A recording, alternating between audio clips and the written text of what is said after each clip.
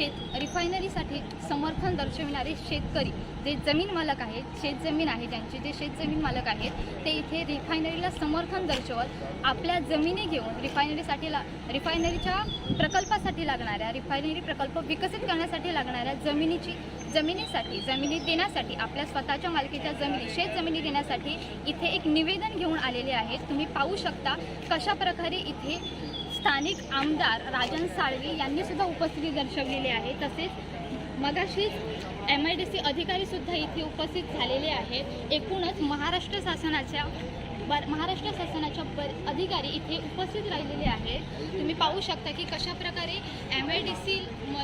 MIDC अधिकारी, आता हे पाहणं गरजेचं आहे की MIDC अधिकारी आता कशा प्रकारे शेतकऱ्यांचं, शेतजमिनी मालकांचं हे निवेदन स्वीकारणार आहेत आणि त्याला कशा प्रकारे आपला प्रतिसाद देणार आहेत। एकूणच रिफायनरीला सुगीचे दिवस मिळावेत यासाठी शेतकरी वर्ग, इथला जो स्थानिक शेतकरी वर्ग आहे, जमीन मालक आहेत, ते विरोधकांना धुडकावून आपली स्वतःची जमीन देऊन समर्थनार्थ रिफायनरी इथे व्हावा यासाठी झटत आहेत। एकूणच MIDCचे जे अधिकारी आहेत, जिल्हाधिकारी आहेत आणि एकूणच इथं स्थानिक प्रशासन याला कशा प्रकारे प्रतिसाद देणार आहे याची उत्कंठा सर्वांनाच लागलेली आहे।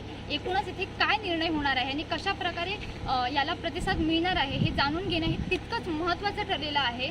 कॅमेरामन अंकिता खवणकर सह संचिता चव्हाण, कोकणशाही, रत्नागिरी। असे नवनवीन व्हिडिओ पाहण्यासाठी कोकणशाहीचं यूट्यूब चॅनल सबस्क्राईब करा व बेल बटन प्रेस करा। तसेच फेसबुक पेज लाईक करा आणि इंस्टाग्राम पेज व ट्विटर पेजला फॉलो करायला विसरू नका।